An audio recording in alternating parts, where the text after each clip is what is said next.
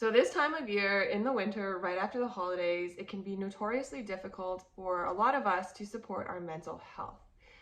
The third Monday in January is actually affectionately known as Blue Monday, aka the most depressing day of the year.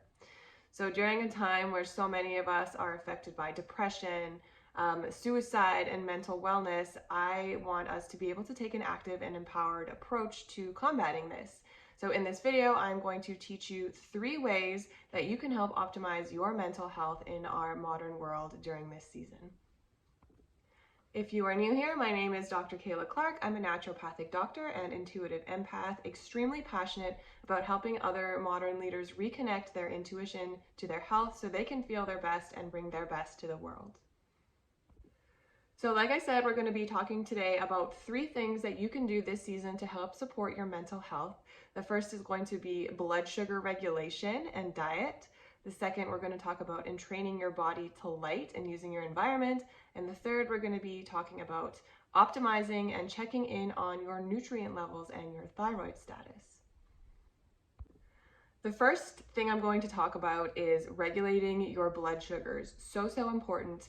And I'll be honest with you, something that I never took seriously. I thought blood sugars were just a thing that diabetics had to worry about. But as I got older and started dabbling in my own mental health and medicine, I realized that blood sugar regulation is actually one of the most important things you can do for your health in general, but especially your mental health. So what does that actually mean? Food is one of the ways that our nervous system and our body actually learn to interface with our environment.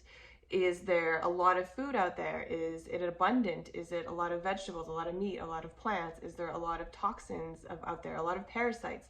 Our body learns how to respond to our environment based on the things that we're eating.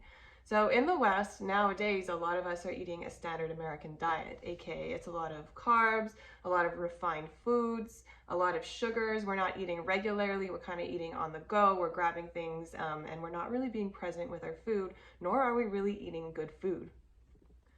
Therefore, this causes our blood sugars to be unstable. Essentially, you've probably heard this before, it means they're going up and down. Maybe we're grabbing a muffin and chugging a coffee in the morning and then not eating again until later in the day. We get that energy crash. We sort of probably have already heard this before, but what this actually tells our body on a more subconscious primal level is that we don't have access to food and we don't have access to the proper nutrients all the time to keep us healthy and safe. So what happens is our body tries to protect us by making sure we always have a constant source of energy. In human bodies, that is sugar. The way that it supplies our body, the way that our body makes sure that we have a constant supply of sugar is increasing our blood sugar levels by increasing our cortisol. Cortisol is our stress hormone. I'm not going to talk too much about the details of it here. Just know that it's the molecule that is essentially responsible for all those damaging long-term effects of chronic stress. Some of them being inflammation, chronic disease, diabetes, and insulin resistance leading to weight gain and all of these other things downstream.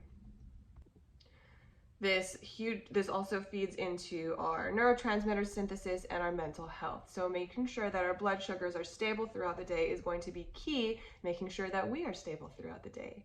Some things that we can do to maintain our blood sugars are obviously avoiding fine refined foods, avoiding cheap sugars, caffeine, things that are quick fixes that are going to give us energy quickly and then probably make us crash later.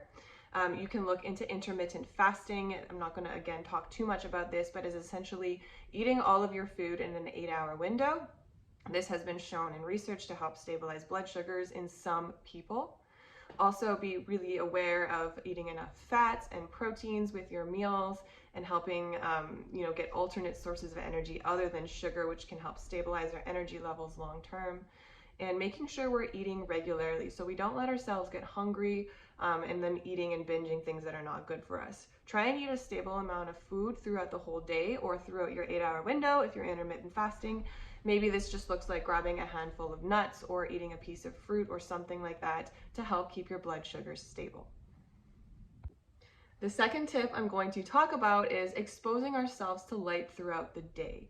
So as humans, we are, I mean, the whole universe is a product of rhythm and cycles and quantum physics, but I won't go into that too much here. Just know as humans, we are products of cycles as well. We can see this in, our just the basic sleep-wake cycle, our hunger cycles, the hormonal cycles, the life cycles of like women going through menopause and pregnancy, and just our whole body, it functions and physiology functions on cycles. So in training ourselves to these cycles and keeping them regular is going to be important in just, predictability and allowing our body to function as it should. The most obvious form of cycles is the circadian cycles, which dictate our rhythms according to the day, to the sleep-wake cycles.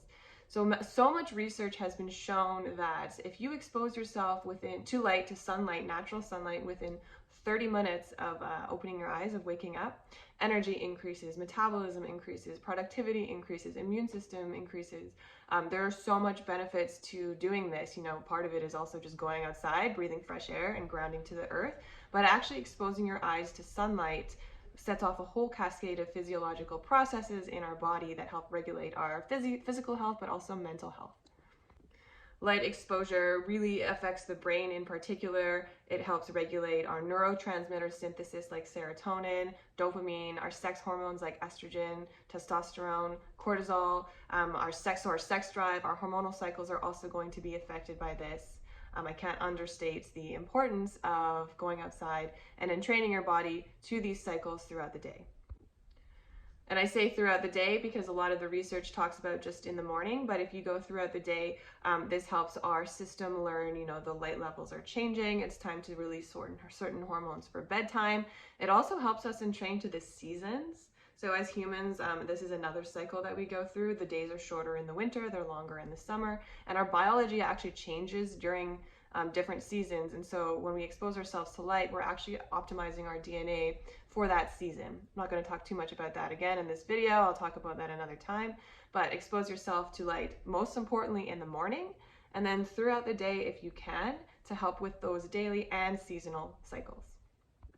Another important key to help us regulate with these circadian rhythms is to avoid blue light in the nighttime. So just like we talked about exposing light during the day, avoiding light in the nighttime is going to be key, because at night our brains weren't evolutionarily exposed to sun, so this signals our body to start producing melatonin, which is our sleepy time hormone. When we look at blue light, so this is the light that comes off of screens, then our brain learns that it thinks it's still daytime and it won't create those. This leads to sleep problems, to downstream issues with other neurotransmitter issues, our chemicals, and then our mental health in general. So expose yourself to light, turn off your cell phone. And the last thing I'm going to talk about today is checking in on your nutrient levels and supporting those when you need to. So there are a few key nutrients that I will check. In general, it doesn't really matter what time of year it is, but these are ones that I often see low in people that can hugely affect mental health and just physical health and well-being in general. I will also put a caveat here that as naturopathic doctors, we are trained to see lab results as a little bit differently than the Western system. So if you ever have had lab work done and been told by a doctor that it's just normal and it's fine, but you still feel like crap, I invite you to maybe see a different doctor, get a different opinion, perhaps an alternative or naturopathic doctor, as we do look at levels differently and we correlate them with your symptoms and whatever's going on. So some of the lab tests I would definitely have checked to make sure that your mental health is strong and good is what's called a CBC with DIFF. This is just kind of your basic bloodline screening. Pretty much everyone will do this. So that's one to check. Vitamin D is a huge one that is just starting to become more aware in its role in mental health and well-being and immune system and everything really, but it's not often tested for because it is more of an expensive test. So I would encourage you to either fight for this or just pay for it and get it done, especially when it comes to supplementing high levels of vitamin D, which a lot of people are doing nowadays. We just want to know where we're at because that might not be great for the body long term.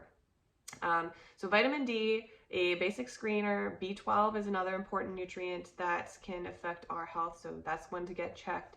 What am I thinking? Thyroid levels. So thyroid is a huge one here, especially if you're a woman, but also for men. Often the Western system will only check what's called your TSH, which is basically like the tip of the iceberg. We really want to do a full, complete investigative thyroid panel on pretty much everybody, not everybody, but most people, especially middle-aged women, like I said. So again, make sure a comprehensive thyroid panel is something you're looking into. This goes the same for iron levels. So iron is another one that is checked. It's called ferritin, but it's checked and it's a lot of people are told they're normal. Again, a lot of the time it's women because we have periods and we lose iron during our period. But, you know, women will be told their iron levels are normal, and then I'll see them and I'm like, this is not normal. So that's another one that you definitely want to watch and have an informed opinion about. Other things that you can check if you're feeling like you want to do a deeper dive are like a comprehensive gut panel to see if your gut is functioning, producing all those neurotransmitters that we were talking about.